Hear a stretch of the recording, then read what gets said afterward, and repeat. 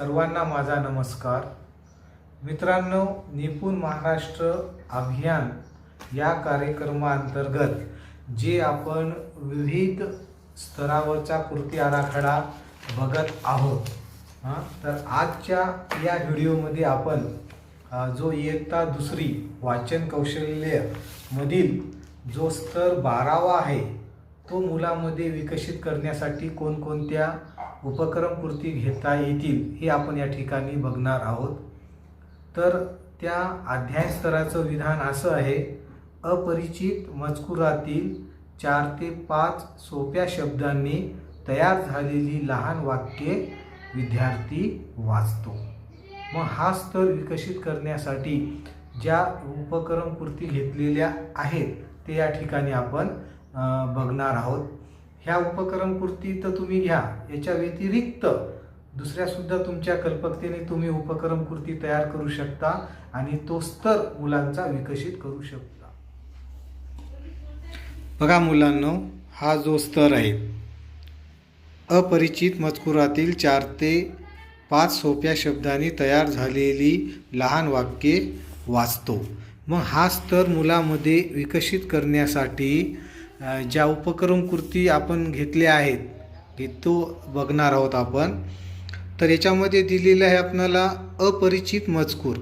अपरिचित मजकूर याचा अर्थ आहे की शक्यतो पाठ्यपुस्तकाच्या व्यतिरिक्त असलेलं वाचन साहित्य मुलांना उपलब्ध करून देणे आणि त्या वाचन साहित्यामधील सोप्या शब्दांनी जी वाक्ये तयार झाली आहेत ती मुलांकडून वाचन करून घेणे.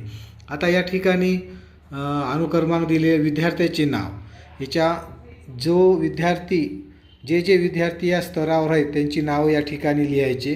जर विद्यार्थी या स्तरावर नसेल तर निरंक शब्द लिहून टाकायचा. हा स्तर क्रमांक 12 हे त्याचे विधान.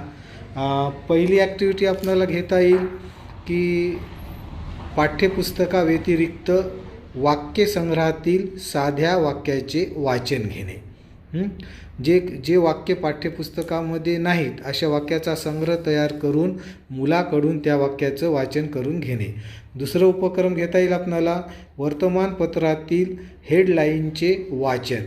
जे साधे हेडलाईन असतात वर्तमानपत्रातील त्याचं वाचन आपण या ठिकाणी घ्यायचे आहेत.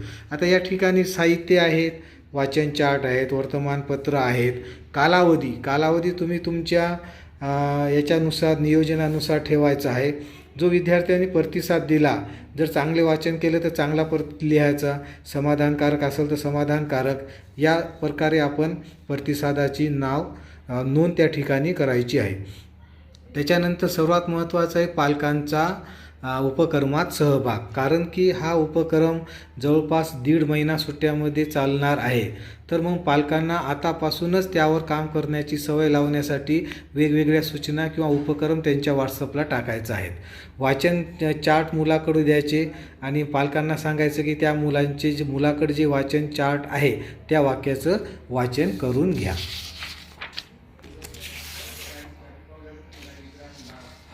पुढील उपक्रम घेता येईल दुकानाच्या पाट्याचे वाचन. त्याच्यानंतरचं आहे सूचनाचे पालन. ज्या विविध प्रकारच्या सूचना असतात त्या सूचना एका पेजवर लिहून त्याचं वाचन मुलाकडून घ्यायचं आहेत. त्याच्यानंतर पुढील इयत्ताच्या मजकुराचे वाचन. जर विद्यार्थी दुसरीचा असेल तर तिसरीचं पाठ्यपुस्तक देऊन त्या पाठ्यपुस्तकातील मजकुरातील सोप्या वाक्यांचं वाचन करून घ्यायचं आहे. म्हणीचे वाचन घेणे. बघा, आपल्याकडं मराठीमध्ये खूप म्हणी आहेत. त्या म्हणीमध्ये जे साध्या म्हणी आहेत, जोड शब्द नसलेल्या, जोड अक्षर नसलेल्या, त्या म्हणी निवडायच्या आणि त्याचं वाचन घ्यायचं. उदाहरण या ठिकाणी दिलेलं आहे, अघळ, पघळ, अन, घाल, गोंधळ नावाची म्हण आहे. त्याच्यानंतर सुविचार आपल्याकडे भरपूर आहेत बघा. मग असे सोपे सुविचार एका पेजवर लिहून त्यांचं वाचन मुलाकडून घ्यायचं आहे. उदाहरणामध्ये जे पेरतो तेच उगवतो. एक अशी म्हण किंवा असा सुविचार घ्यायचा की ज्याच्यामध्ये 4 ते 5 किंवा 4 ते 6 शब्द असले पाहिजेत.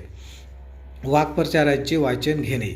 उदाहरणामध्ये रस असणे म्हणजे सीमाला खेळात रस आहे. बघा, रस असणे, सीमाला खेळात रस आहे म्हणजे याच्यामध्ये कोणताही जोड अक्षर किंवा कोणताही जोड शब्द या म्हणीमध्ये आलेला नाही. शब्दाचे डोंगर वाचन घेणे.